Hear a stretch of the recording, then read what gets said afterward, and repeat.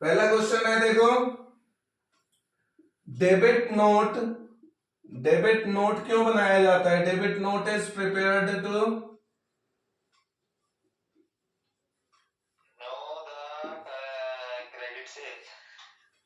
No the credit sale या credit purchase?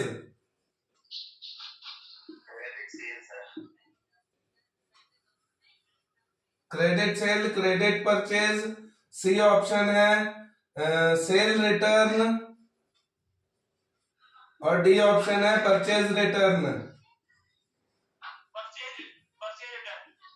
Very good, very good. Purchase return is the correct answer. Purchase return ही correct answer है। अगर किसी को कोई इशू है तो और एक्सप्लेन करूं इसको। देखो हमें कुछ चीजें क्या ध्यान रखनी है ना, एक तो परचेज को ध्यान रखो। परचेज ये होती है डेबिट, और परचेज रिटर्न क्या होती है? क्रेडिट, और सेल होती है क्रेडिट, और सेल रिटर्न होती है डेबिट। तो ध्यान रखना कि जो नोट है ना, नोट चाहे डेबिट नोट हो चाहे क्रेडिट नोट हो, ये रिटर्न के केस में बनते हैं। या तो परचेज रिटर्न इसका आंसर होगा या सेल रिटर्न इसका आंसर होगा। दूसरी बात, मैं परचेज को देखता हूं, परचेज खुद में क्या होती है? क्रेडिट। तो जो कस्टमर होगा जिसको ये वापस होगी वो क्या होगा? वो तो डेबिट होगा। परचेज रिटर्न खुद में क्रेडिट होती है, लेकिन जिस व्यक्ति को ये वापस जाएगी परचेज रिटर्न, वो तो डेबिट होगा। तो उसके लिए डेबिट नोट बनाओगे, यानी परचेज रिटर्न में डेबिट नोट बनता है। सेल रिटर्न खुद में डेबिट होती है, लेकिन जिस व्यक्ति को सेल रिटर्न जाएगी वो तो क्रेडिट होगा। तो इसके लिए परचेज रिटर्न आपकी क्रेडिट हो जाएगी और व्यक्ति डेबिट।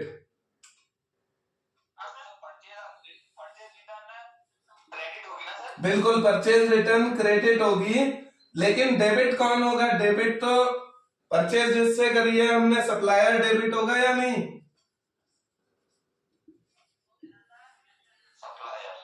तो सप्लायर डेबिट होगा, तो माल तो सप्लायर को जा रहा है, इसलिए डेबिट नोट बनाओगे। मतलब आपको ध्यान ये रखना है कि परचेज रिटर्न अगर आपको पता है क्रेडिट होती है तो डेबिट नोट बनेगा, सेल रिटर्न आपको पता है डेबिट होती है तो क्रेडिट नोट बनेगा। ये आपको ध्यान रखना है। उसका उल्टा हो जाएगा। बिल्कुल उल्टा कर दो। बात आती है सेल और परचेज के लिए कौन सा नोट भेजा जाता है, बताओ। सेल और परचेज होंगी अगर तो कोई नोट जाएगा, कुछ और होगा? उसे हम कहते हैं इनवॉइस। उसे इनवॉइस कहते हैं।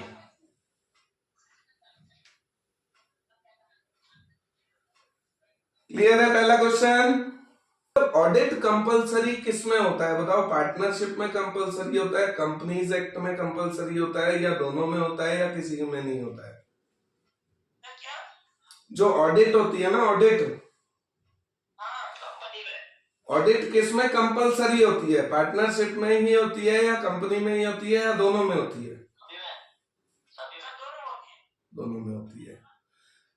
कंपनी में कंपलसरी होती है और पार्टनरशिप में कंपलसरी नहीं होती है, वॉल्यूंटरी होती है पार्टनरशिप में। एक्ट पूछा जाता है किस एक्ट में मतलब ऑडिट कंपलसरी है? पार्टनरशिप एक्ट 1932 में, या कंपनीज एक्ट 2013 में? कंपनीज एक्ट 2013 में कंपलसरी होती है। और पार्टनरशिप में अगर पूछा जाए ना, तो एक क्वेश्चन आया था, देखो बड़ा कंफ्यूजिंग क्वेश्चन था। आपको चारों ऑप्शन सही लगेंगे, देखो मैं आपको बताता हूँ। देखो मैं खाली ऑप्शंस लिख रहा हूं, ठीक है? पार्टनरशिप एक्ट से रिलेटेड क्वेश्चन है ये। इसके 4 ऑप्शन दिए हैं और ऑडिट से ही रिलेटेड है चारों ऑप्शन। बोले कंपलसरी होती है पार्टनरशिप में क्या? सेकंड वॉल्यूंटरी होती है। पार्टनरशिप एक्ट की बात हो रही है।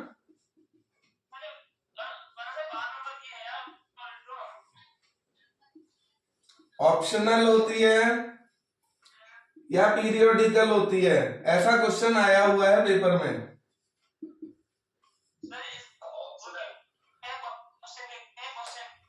क्वेश्चन ये है कि पार्टनरशिप जो ऑडिट है वो पार्टनरशिप में कंपलसरी होती है क्या, क्या वॉल्यूंटरी होती है ऑडिटिंग पार्टनरशिप में, ऑप्शनल होती है या पीरियोडिकल होती है? ऑप्शनल सर, मेरा तो आंसर यही लग रहा है। कंपलसरी तो होती ही नहीं है। कंपलसरी तो कंपनी एक्ट में होती है, कंपनी के केस में। पार्टनरशिप में कंपलसरी तो नहीं है।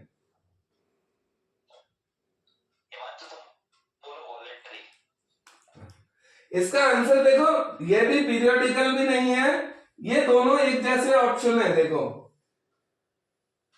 वॉल्यूंटरी का मतलब भी स्वेच्छा, हाँ इसका आंसर वॉल्यूंटरी है, ऑप्शनल नहीं है इसका आंसर। नहीं तो इन दोनों में, नहीं तो हाँ वॉल्यूंटरी इसका करेक्ट आंसर है। ऑप्शनल आए तो कंफ्यूज करने के लिए आएगा, मतलब ऑप्शनल का भी तो यही होता है कि नॉट कंपलसरी।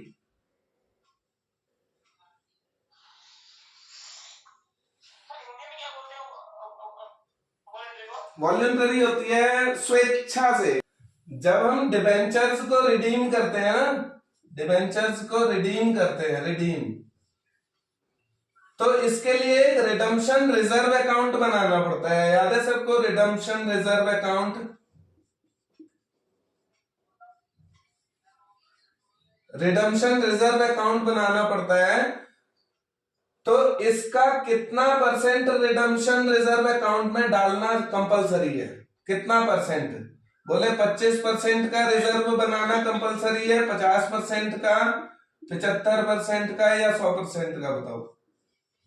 25% का। वेरी गुड, बिल्कुल सही, करेक्ट आंसर है। 25% का रिडम्पशन रिजर्व बनाना जरूरी होता है अगर आपको डिबेंचर्स रिडीम करने होते हैं तो। बिल्कुल करेक्ट आंसर है।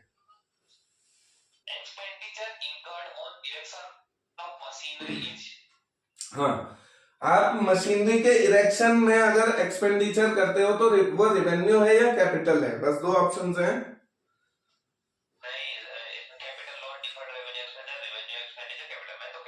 कैपिटल ही है, डेफर्ड नहीं होता है ये। कैपिटल होगा ना सर? बिल्कुल कैपिटल है। जो ऑप्शन कैपिटल एंड डेफर्ड लिखा है ना, कैपिटल एंड डेफर्ड, इसमें हिंदी में बोल रहा हूँ, मशीन की स्थापना पर किया गया हुआ है।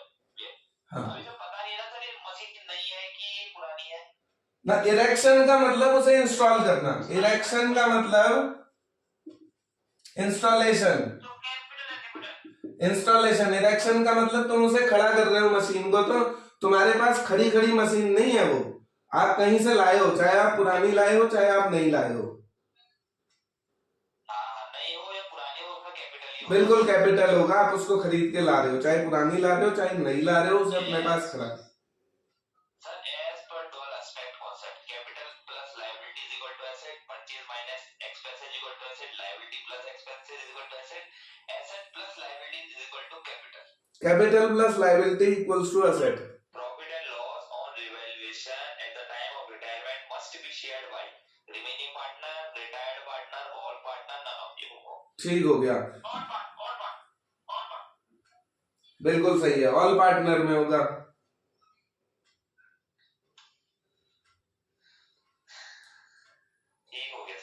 किसी में कोई डाउट होता है कि कैसे होगा तो कह लेना कि कैसे होगा, बताऊंगा उसको कैसे होगा।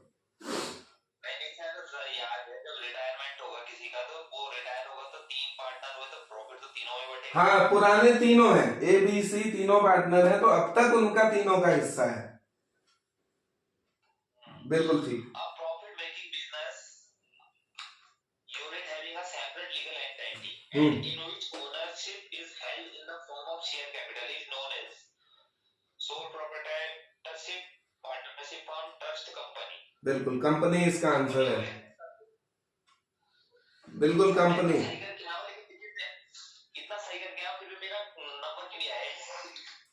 कुछ गलत भी हो गए होंगे ना नंबर, माइनस मार्किंग भी तो होगी इसमें। वो माइनस ले डूबी होगी, नहीं तो गलत वाले नहीं करके आते तो शायद हो भी जाता काम तुम्हारा।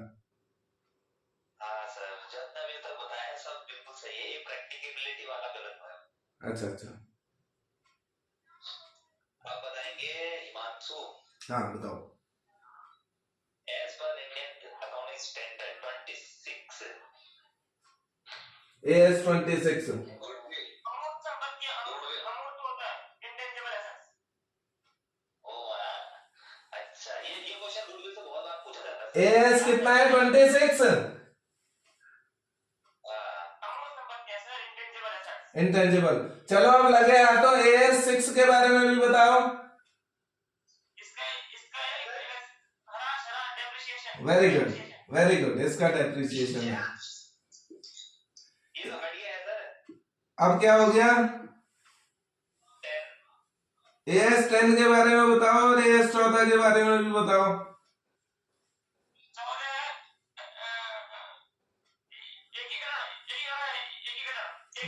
वेरी गुड, अमालगमेशन जिसे कहते हैं।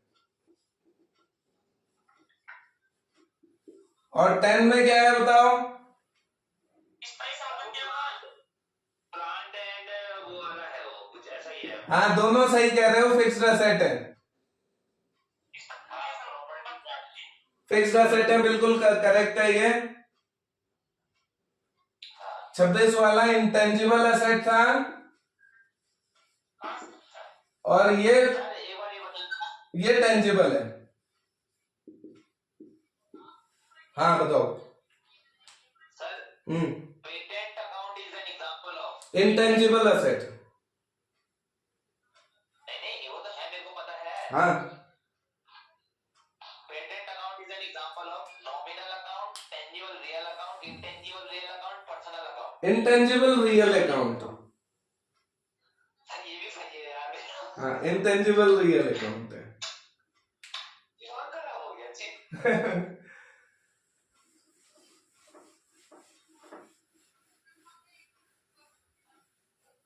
The main objective of cost accounting is ये तो कल पढ़ा था। हाँ sir to ascertain the cost।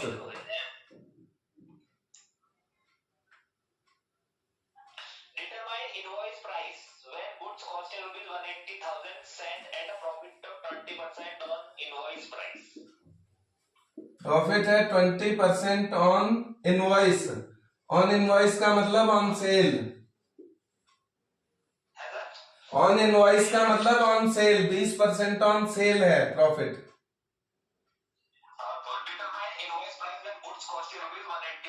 Invoice price का मतलब क्या हुआ? इनवॉइस प्राइस मतलब सेल्स। Very good, sales. तो आप इसको कैसे सॉल्व करोगे? Cost plus profit equals to sale. Cost आपकी है 1,80,000 रुपए, प्रॉफिट है 20% ऑन सेल, सेल पर। तो सेल नहीं मालूम, सेल को x मान लो, इसको 20x/100 मान लो। हाँ, और ये 20x चला जाएगा इस साइड, तो हो जाएगा 1,80,000 बराबर x माइनस 20x/100, यानी ये हो जाता है 80x/100, 180।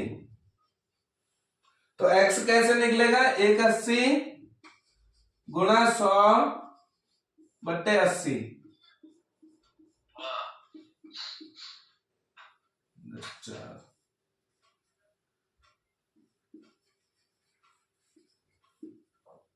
2,25,000। अच्छा सर ये गलत हो गया। 2,25,000 इसका करेक्ट आंसर है। हाँ सर, 2,16,000 मैंने 1,44 कर रखी है, 80 में से 20 तक घटा रहे हैं। अच्छा अच्छा, ये हो जाता है सर, नेक्स्ट से एक मांगने वाले नहीं होते आपसे वो। ये कंसाइनी अकाउंट क्या बताया था सर आपने? पर्सनल ना? हाँ बिल्कुल, कंसाइनी अकाउंट पर्सनल है। इसमें एक सिंपल सा क्वेश्चन पूछा था, which of the following is not a method for valuation of goodwill? Valuation of profit होता है, कैपिटलाइजेशन होता है, नेट एसेट वैल्यू मेथड और एन्युटी। ये नेट एसेट वैल्यू मेथड होता है क्या सर? एन्युटी मेथड डेप्रिसिएशन के लिए लगता है। अरे एन्युटी मेथड डेप्रिसिएशन का यूज है।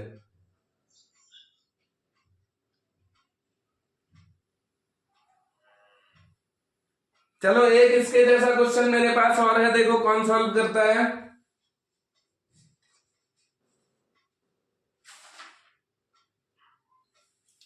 सेल है 3 लाख रुपए की, लिखो जरा। सर लिखना है ये? हाँ इसको सॉल्व करो, कौन बताता है। सेल है 3 लाख रुपए की, हाँ सर। प्रॉफिट है आपका 1/3 ऑफ कॉस्ट, कॉस्ट का 1/3 प्रॉफिट है। सेल है 3 लाख, परचेज है 2.5 lakh, closing stock 50,000, opening stock बताओ कितना है। ओपनिंग स्टॉक बताना है सर। हाँ बिल्कुल ओपनिंग स्टॉक बताना है इसमें, और पेपर में आया हुआ क्वेश्चन है ये। थोड़ा टाइम लगेगा, रुको। हाँ करो इसको, 2019 के पेपर में आया है, ट्राई करो, नहीं तो मैं बताता हूँ फिर। पहले ट्राई तीनों जने करो, और जो आंसर सही बताएगा उसके लिए एक चॉकलेट।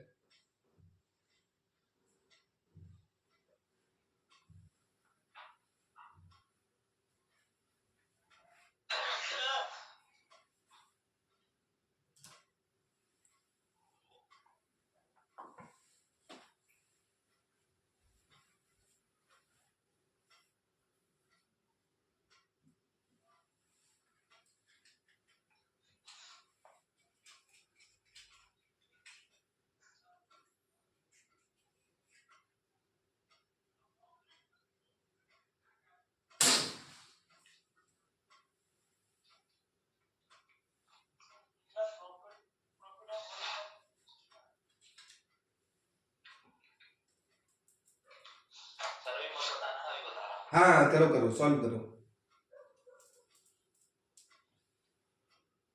ये नहीं हुआ तो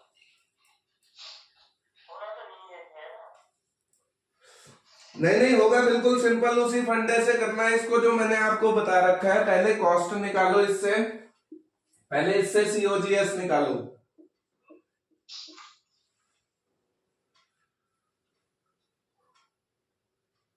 जब सीओजीएस मिल जाएगी तब इनका इस्तेमाल करके ओपनिंग स्टॉक आएगी। सर एक मिनट रुको तो, सीओजीएस में क्या करूँ सर? सीओजीएस का ना आप क्या करो, आप सीओजीएस को एक्स मानो, क्योंकि 1/3 ऑफ कॉस्ट है ना।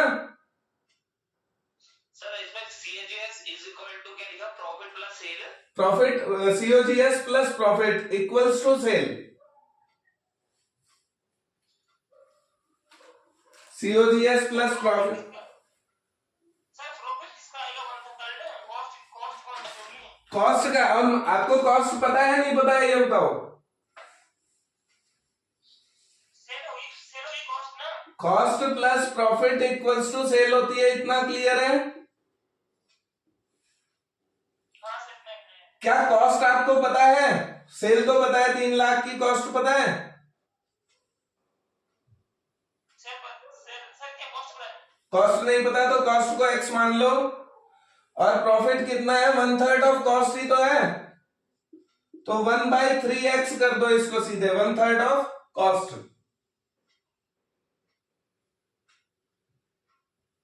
तो ये हो जाएगा 3x प्लस 1x बट्टा 3 इक्वल्स टू 3 लाख। हो जाएगा 4x बट्टे 3 बराबर 3 लाख, x बराबर हो जाएगा 3 लाख गुणा 3/4। होगा या नहीं होगा?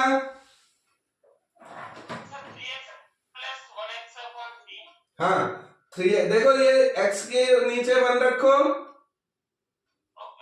फिर 3 बन जा, 3 नीचे डिनोमिनेटर में आ जाएगा, और ऊपर आएगा 3 इंटू एक्स 3x, इधर आएगा 1 इंटू 1x, तो 3x प्लस 1x बट्टा 3।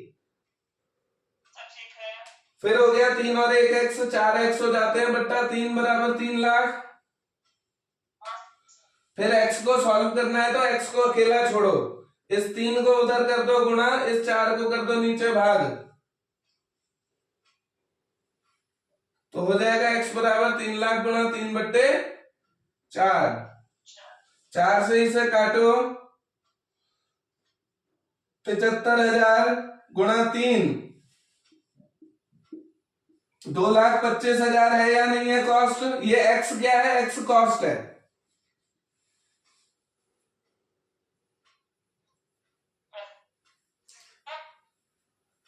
अब आपको मिल गई कॉस्ट। अब आप इसको इसके फॉर्मूले में रखो कॉस्ट को। कॉस्ट का दूसरा फॉर्मूला क्या होता है? कॉस्ट का इससे क्या फॉर्मूला? कॉस्ट का एक फॉर्मूला तो इससे बनता है, एक फॉर्मूला इससे भी तो बनता है कॉस्ट का। Opening plus purchase minus closing stock. Cost मुझे पता है, ओपनिंग नहीं पता है। ओपनिंग को x मान लो, परचेज को 2.5 लाख रुपए प्लस कर दो, और क्लोजिंग 50 घटा दो, तो इन दोनों का रिजल्ट तो आ रहा है 2 लाख रुपए। तो आपका फॉर्मूला क्या हो जाएगा? 2,25,000 बराबर x प्लस 2 लाख। सर इसमें वाला फॉर्मूला लगेगा COGS minus closing stock minus purchase equal to opening stock. हाँ, यही तो लग रहा है। इसी से निकालो, इसी से निकलेगी। कॉस्ट 225 है, तो ओपनिंग स्टॉक कितनी है बताओ मुझे, अब बताओ।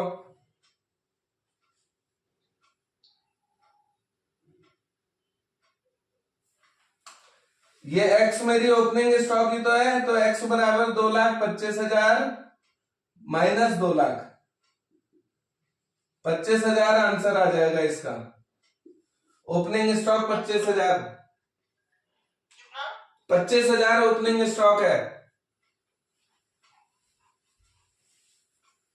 इस क्वेश्चन को दूसरे तरीके से भी समझ के देखो, मैं आपको बताता हूं दूसरा तरीका भी। अगर आप प्लस माइनस में कंफ्यूज होते हो ना, तो मत करा करो। जिस चीज में कंफ्यूजन हो ऐसा काम मत करो, आप सिंपली अकाउंट बना लो। ट्रेडिंग अकाउंट बनाओ, trading account. To opening stock यहां आता है, टू परचेज यहां आती है, और बाय क्लोजिंग स्टॉक यहां आता है। कॉस्ट आपकी कितनी है? 225, तो प्रॉफिट कितना होना चाहिए? 130 तो प्रॉफिट है इसका। तो प्रॉफिट, एक बार प्रॉफिट कैलकुलेट करो। 3 सत्ते 21, 3 पंजे 15, 75,000 का प्रॉफिट हुआ। यहां प्रॉफिट डाल दो,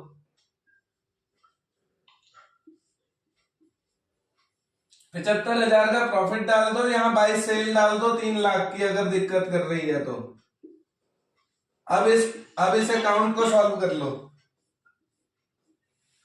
3.5 लाख ये आ गया, 3.5 लाख में से 325 गया, तो ये बैलेंस कितना आया?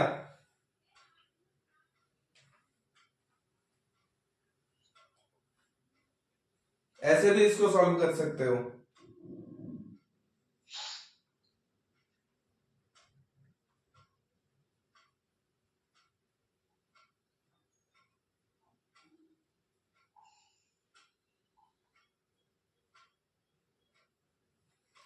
यहां ध्यान देना, ये 3 लाख में से 75,000 गया, तो क्या कॉस्ट नहीं बन गई? ये देखो, 3 लाख में से 75 गया, 225 की कॉस्ट नहीं बनी। एक तरीका तो ये है। एक तरीका क्या है? इस 75 और 3 लाख का रिजल्ट, बड़ी साइड कौन सी है? 3 लाख वाली है ना। तो इस 75 को अगर मैं हटा दूं और यहां से 3 भी हटा दूं तो यहाँ 225 लिख सकता हूं या नहीं मैं?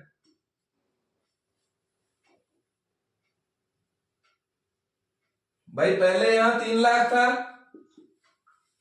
यहाँ 75 था। इसका और इसका रिजल्ट क्या है देखो, 3 लाख में से 75 घटाओगे ना तो 225 यहां लिख दो, या 375 यहां लिखो, या 225 लिख दो, बात तो एक ही है। तो आप एक काम कर सकते हो, इसको भी हटाओ, इस 3 लाख को भी हटाओ, यहां पर सेल की जगह सीधे कॉस्ट लिख सकते हो, कॉस्ट 225। अब टोटल करके देखो, 225 और 50, 275, 275 में से 2.5 गया तो कितना बचा? 25 ही तो बचा। कहीं से निकाल लो, 25,000 आंसर है। एक छोटा सा क्वेश्चन ना रेशियो एनालिसिस से है। करंट रेशियो पता है आपको क्या होता है? करंट रेशियो गिवन है 2.5, 2.5 करंट रेशियो गिवन है, वर्किंग कैपिटल 60,000 गिवन है, तो करंट असेट्स कितनी है बता दो। छोटा सा क्वेश्चन है, 2.5 है, 2.5, 2.5 रेशियो 1 कह दो इसको, 2.5 रेशियो 1, ये करंट रेशियो है। 60,000 की है, करंट असेट बताओ कितनी है, पेपर में आया हुआ क्वेश्चन है ये। वर्किंग कैपिटल का फॉर्मूला आपको पता है, current assets minus current liability. Working capital 60 है, करंट असेट निकालनी है तो मैं करंट लायबिलिटी भी तो नहीं पता है। अगर नहीं हुआ तो बता दूंगा सर। हाँ, क्या तुम दिमाग क्यों दिलाओ? ऑप्शन लिख लो, 75,000, 1 लाख, 1.25 लाख या 1.5 लाख, ये 4 ऑप्शन है। हाँ, ये 4 ऑप्शन है, 75,000, 1 लाख, 1.25 लाख या 1.5 लाख। मेरा तो 180 आ रहा सर। नहीं, गलत है। देखो मैं बताता हूं, चलो इसको सॉल्व कैसे करते हैं। देखो, करंट रेशियो गिवन है 2.5 रेशियो 1, फॉर्मूला लगाओ, current ratio equals to current assets upon current liabilities. ऐसे ही करा है। करंट रेशियो की जगह मैं 2.5 अपॉन 1 लिख सकता हूं, 2.5 रेशियो 1। करंट असेट को ऐसे ही रहने दो, करंट लायबिलिटी को भी ऐसे ही रहने दो। इस फॉर्मूले से ना इनका रिलेशन निकालो। देखो, मैं सीएल को यहां गुणा कर सकता हूं। हाँ, 2.5 CL इक्वल्स टू CA।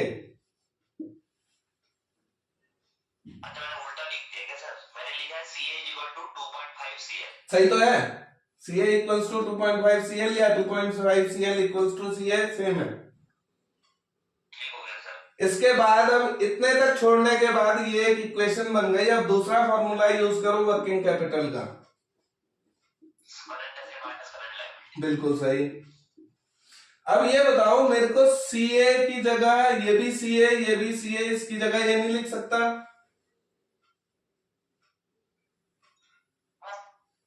यहां CA की जगह मैं क्या 2.5 CL नहीं लिख सकता?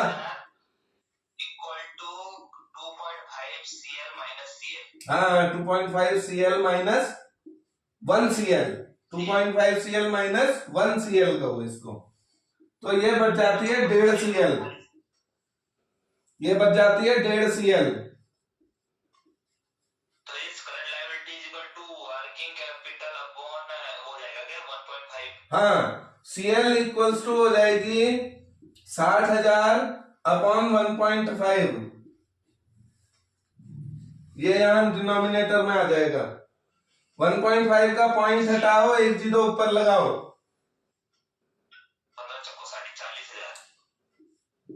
40,000, 40,000, ये क्या है? ये CL है।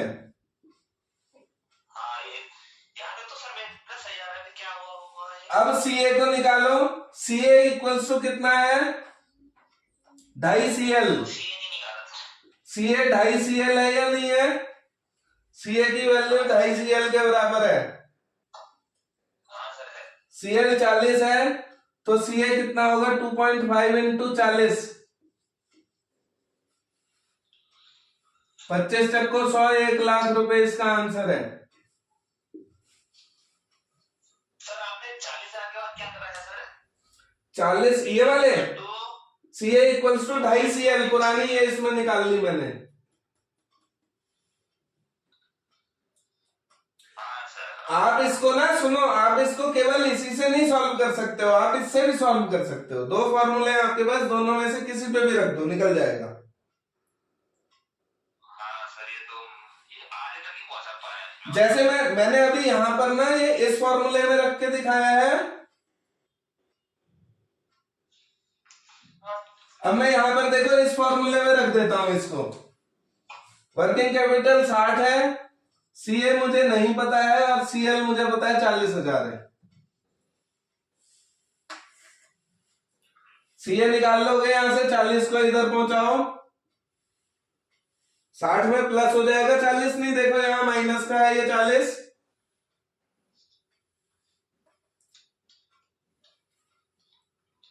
तो 60 प्लस 40 सीए 1 लाख रुपए।